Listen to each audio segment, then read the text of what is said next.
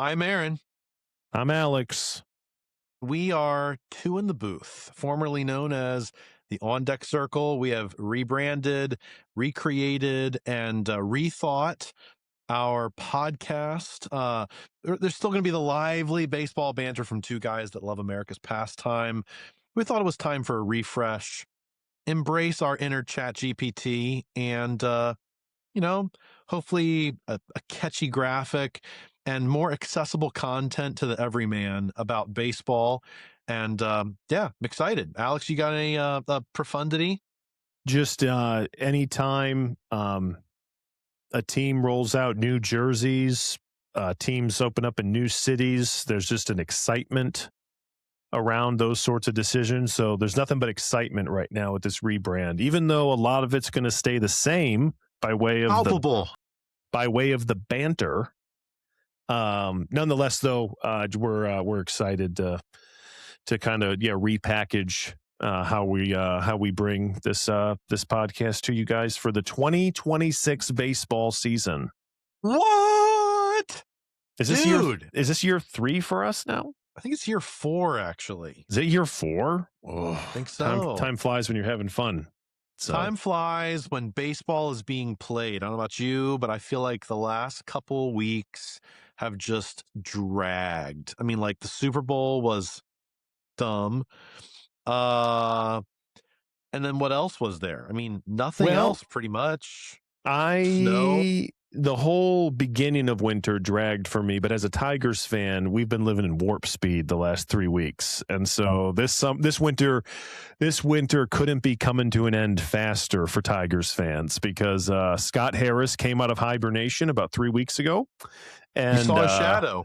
He saw his shadow, and his cell phone works. Apparently, he can call other players, and hope springs eternal right now in the city of Detroit. And so we are just ecstatic, and so on a number of fronts, but particularly with the team that's going to be on the field come opening day. So. Yeah. So we're recording this the week after Valentine's Day. Definitely a lot of love down in Florida because pitchers and catchers reported on Friday. Yes. All the other players show up today, and first full squad workouts. And so, their videos are hitting the interwebs of Bo Bichette taking first live batting practice as a Met, and Aaron Judge hitting a tank job off of a prospect that can throw 99. Oh wow! And Shohei being struck out by Alex Vesia, and you're just like, okay, all of the hype of spring training is real right now. Everybody's got aspirations of winning the World Series. But, we know in the end, only one team's going to stand tall, and it may be the Big D. It may be Phillies. Might be the little P, So we're going to do in this podcast, this first edition of Two in the Booth, which I think, as we were thinking about this, it's kind of like a bird in the hand is worth two in the bush. That's right. That's the phrase. Yes. We thought a baseball game is good with two in the booth, particularly Alex and I, and also playing off the whole vibe of like baseball broadcasters. Absolutely. If you listen and you tune into a baseball game like, the Detroit Tigers, you have the play-by-play commentator, and then you have the color analysts. And, Alex and I kind of view ourselves mishmashing those two roles. Both of us can be serious and move the conversation along. Both of us know how to play devil's advocate quite well and provide color commentary. So, that'll kind of be some of the give and take that takes place. We'll have different items that we want the other person to weigh in on week in and week out. And we'll still kind of recap things from the previous weekend, look ahead to the future games taking place, but also just kind of like things we're bringing to the table that we want the other person to weigh in on. So, let's just start this. Let's get some color commentary from Alex. Bro, news that Framber Valdez signed with Detroit, coupled with Justin Verlander coming back to Detroit. I know there's a lot of hype right now in Detroit because, Justin Verlander coming full circle. Let's be realistic. Uh, Framber Valdez, great arm, consistent, steady arm. How far does their two signings push the needle for realistic expectations in Detroit this year? So, there were a handful of news stories that just kind of in pretty quick succession, like kind of one pinged into the next one, especially where the Tigers are concerned. All beginning with Tarek Skubal's arbitration. Um, it was, it looked like. I mean, and who knows how the parties are with each other. We know that Tarek Skubal's now going to get paid a historic amount coming out of arbitration, which is absolutely massive for not only him but for the sport moving forward. Because a lot of the pundits have made the right observation now, like guys can get paid like free agents now if they go to arbitration, which is a massive game changer. So that happens, and at that point, it's just Tarek Skubal really, and that's like all we've got to go on. And it's like, okay, well, Tarek Skubal won arbitration. All right, we're going to pay him a lot of money as far as the Tigers go. What next? And then things were just quiet, crickets quiet for about 24 hours or so, or maybe not even 24 hours, because I think actually the news about Framber broke just minutes before the Framber Valdez, or before the arbitration stuff broke. But Framber Valdez, of all teams, the news breaks that he's signing with the Tigers, which you're like, oh, are we going to trade Tarek?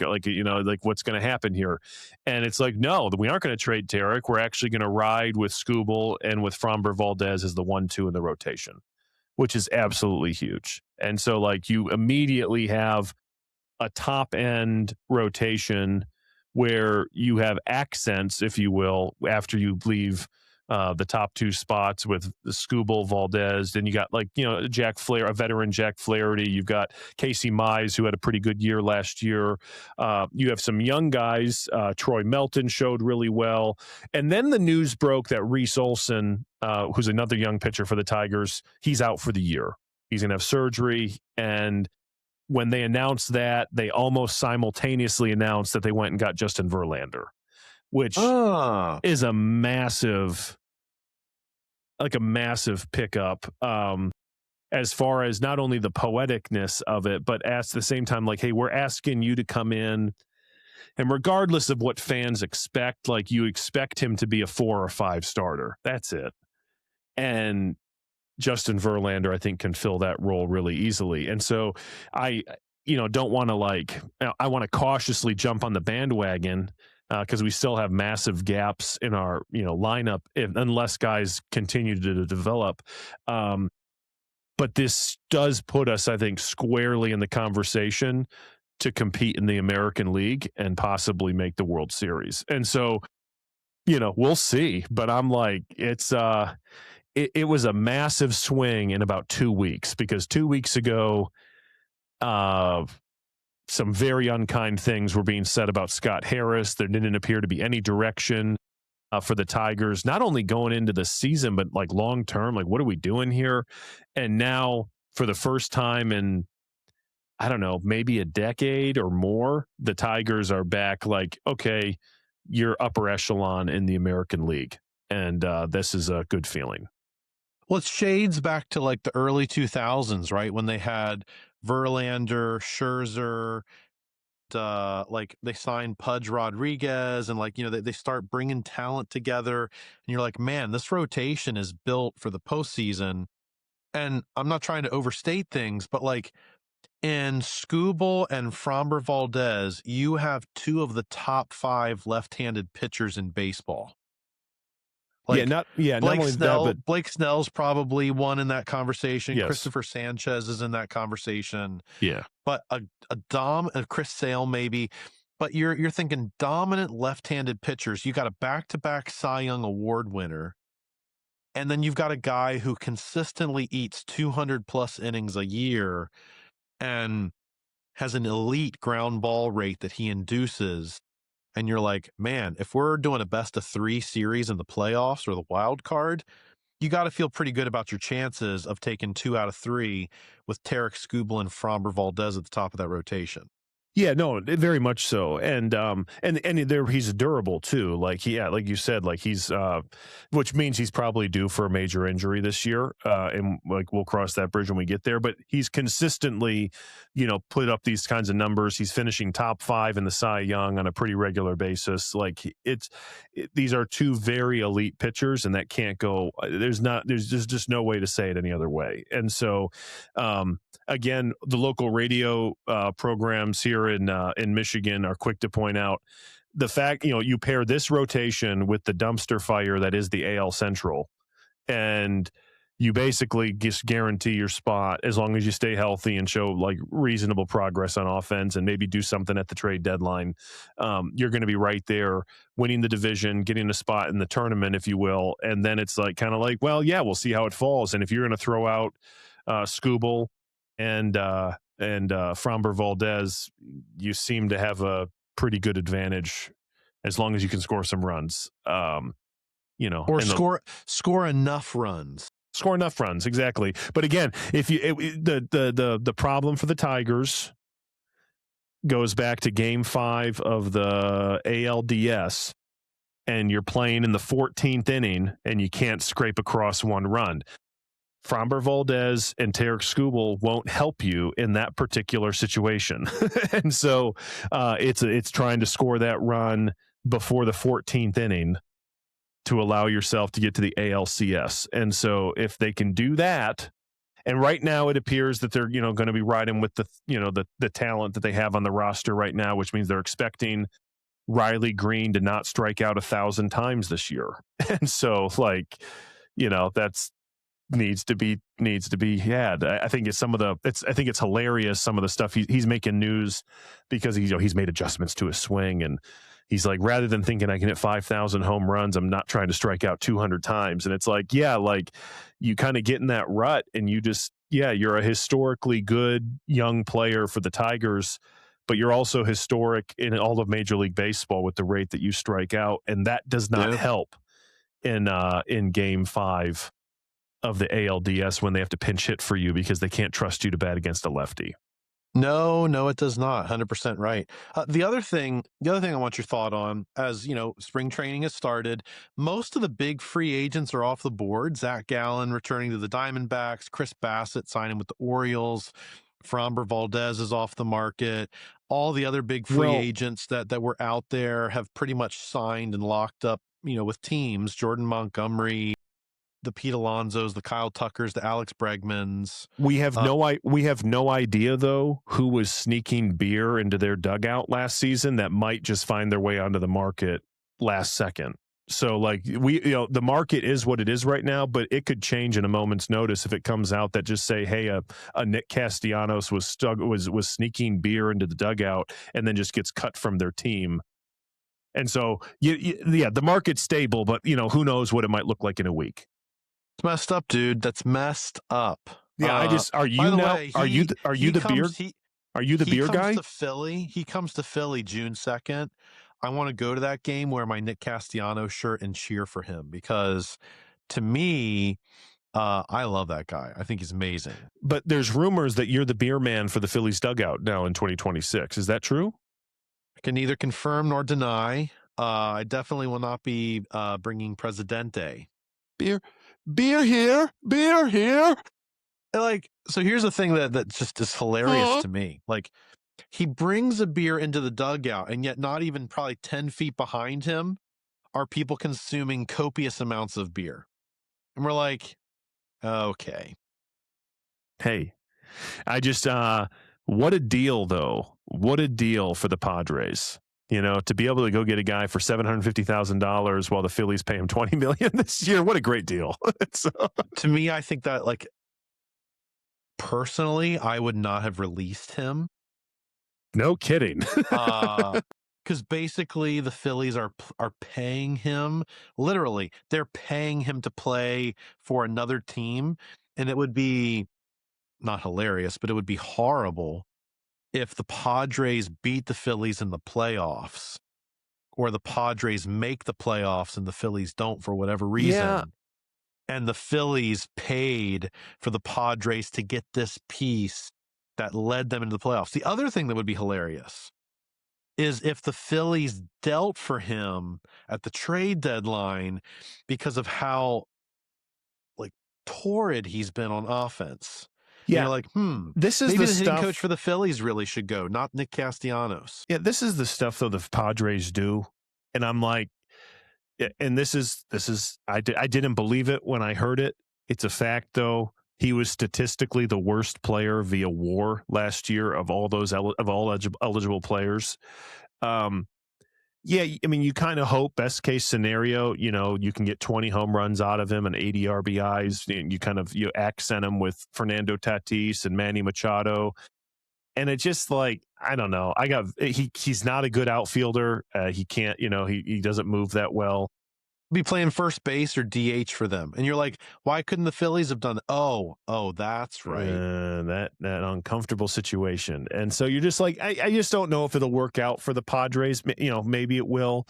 I was kind of hoping because he got his, he cut his teeth in the Tigers organization. I thought for sure maybe it was going to be him. Then we could trade you back Matt Vierling for a player to be named later, and then we're really getting the boys back together in Detroit. But yeah, I don't know. It's interesting. Sorry, where were you going with the market as it is with major free agents? Yeah. So where I was going with that is, now we have the opportunity to look back on what all the teams did. Let's just get rid of the Dodgers from consideration. Winners and losers of the offseason. What teams do you think significantly raised their stock and aspirations through what they did in the offseason? And what teams are you like, what are you doing? Yeah, that's a great question. And let's see. I would say teams that And jump out. clearly the Tigers. Well, The yeah, Tigers with as of signing late. But Fromber. if you go back, I'm just trying to think through like teams that really kind of move the needle. I do like, and we've already highlighted this, like teams like the Mets, like jury's out until you prove that you can actually, do different on the field. I think the Orioles helped themselves a little bit, and they still have that nucleus of like young talent which is still there, and you bring in a Pete Alonso, and I think that they should be much better than they were last year. You take the Dodgers out of the situation, but you look at the other World Series team, the Toronto Blue Jays are right there.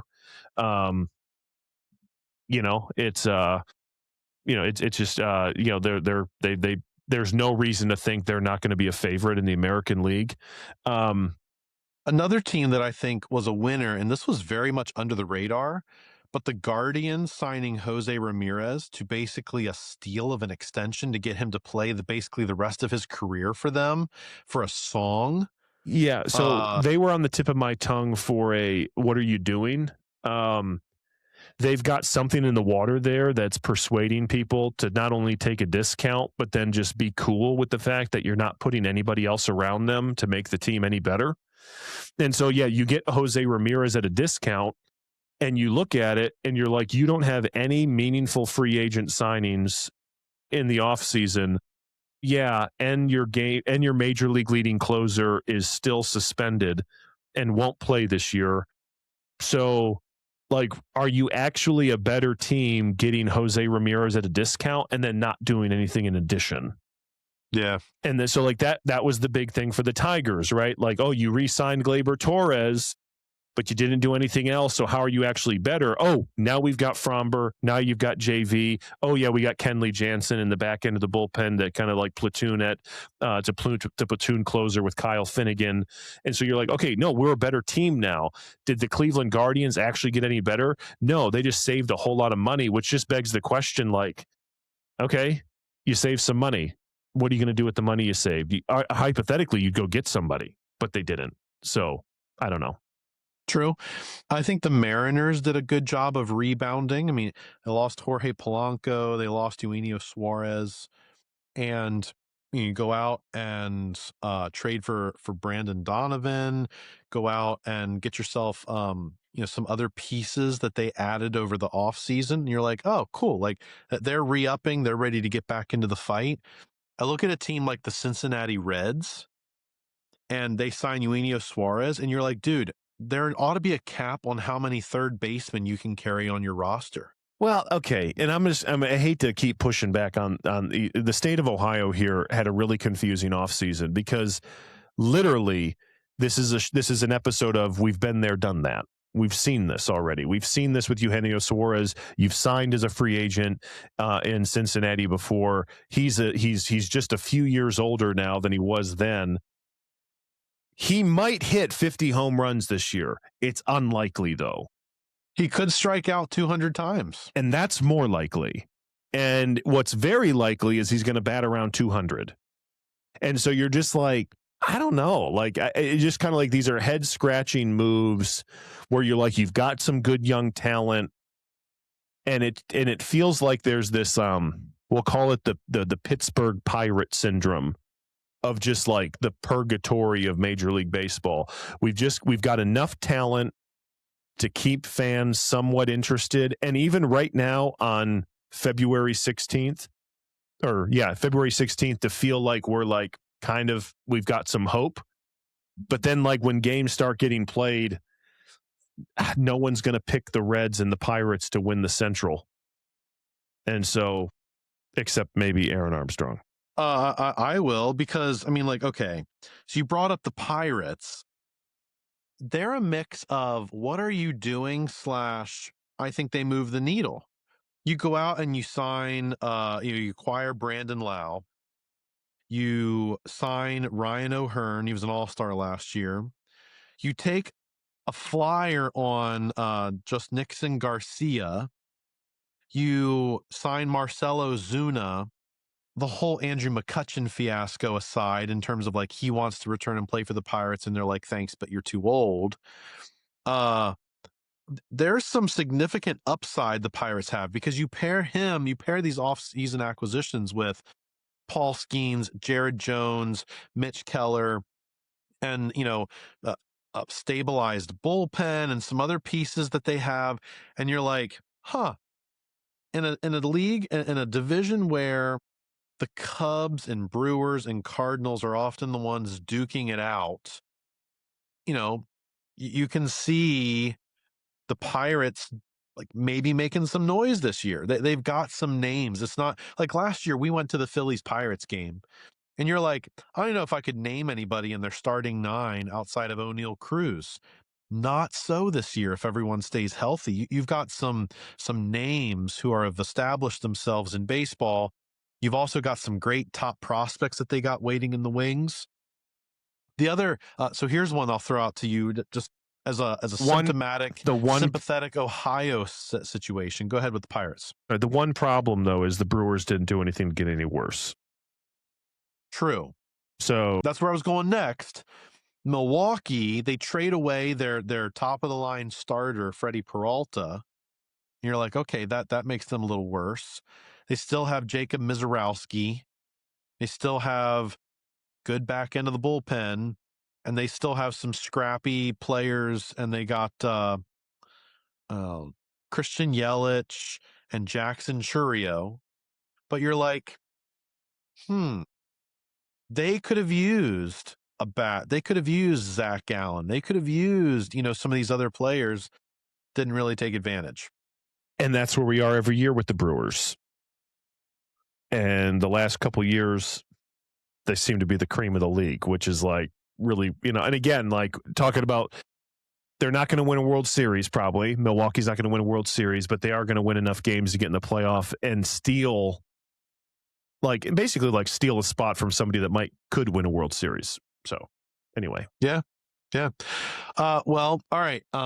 Anything on your end? Any scintillating headlines or storylines you wanted to throw out to discuss? I mean, I don't know if there's anything like scintillating. I mean, right now we're kind of there's really good feelings, obviously, when when spring training finally gets underway, pitchers and catchers report, like baseball is getting close, and that's a good feeling. Um, we got the World Baseball Classic, which we kind of got to survive, and we'll survive that, in the next couple weeks, and hope everybody stays healthy. We do need to talk about the insurance fiasco of some players, but we'll do that next week in our Two in the Booth podcast. I think right now, who's going to stay healthy? Is there anything that's going to make waves here in the preseason or in the spring training time frame? Like, is someone going to go down with an injury? Is there going to be kind of an early season trade before we lock into rosters? I mean, there's always usually maybe one kind of big acquisition that happens around this time of the year. So I don't really know of anything that's going to. This is the time of year where you start getting squeamish when guys exit bullpen sessions with elbow tightness. Well, I mean, it was the last World Baseball Classic, right? Where it was the Dominican Republic celebrating on the field, and Edwin Diaz goes down for a season-ending injury. And so, because they're celebrating some win that wasn't even the championship, it was an early round match against a big rival, and they won. And then he goes down, and you just kind of hold your breath. And kind of right now, the debate was, and I don't think he actually was selected for the as a replacement player, but it was like, will Riley Green, play for the World Baseball Classic for the United States? And I'm like, I'm hoping he doesn't, and I hope he actually takes it easy. And the same goes for Tarek Skubal, but Tarek Skubal's already committed to play, and he's going to pitch. And so, I don't know. I just, these things don't excite me; they make me nervous. And Tarek Skubal and Paul Skeens on the same team, only in the World Baseball Classic. That's the only saving grace of that event, is those guys get to be locker mates with each other at the World Baseball Classic. And so and so I don't know. I just think right now you just kind of hold your breath, because you kind of have an idea of what your team is going to look like, and you just kind of want to see it get to opening day. And you still have a month and a half before we can actually get there. So that's kind of where I'm at right now. I will say this, though. Fanatics announced for the first time in my lifetime, the Tigers are going to have 2 alternate jerseys they're going to wear, and they're as nasty in a good way as you'd think they would be. And so, do you hear the sirens going off? Yeah, it's exciting. They're gonna have an orange alternate that's kind of like simpatico with the 90s look that the Tigers had going on, and then they have a navy alternate they're going to wear with the Detroit script across the front.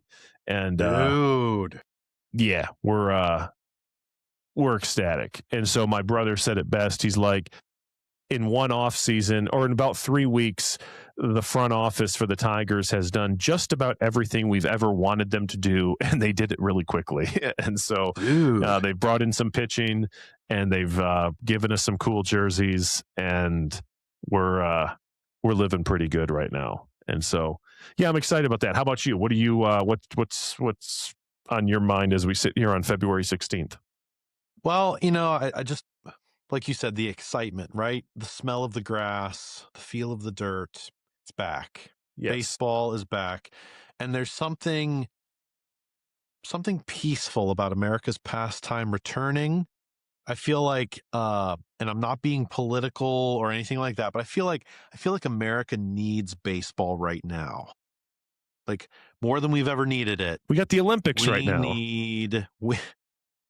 We need America's pastime back, and it's back. Baby, it's back. So. You've got Canadians cursing out other countries, Swedes on the curling pitch, and so all right. So here's the icing on the cake.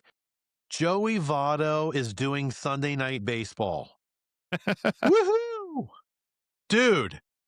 That is must-watch TV.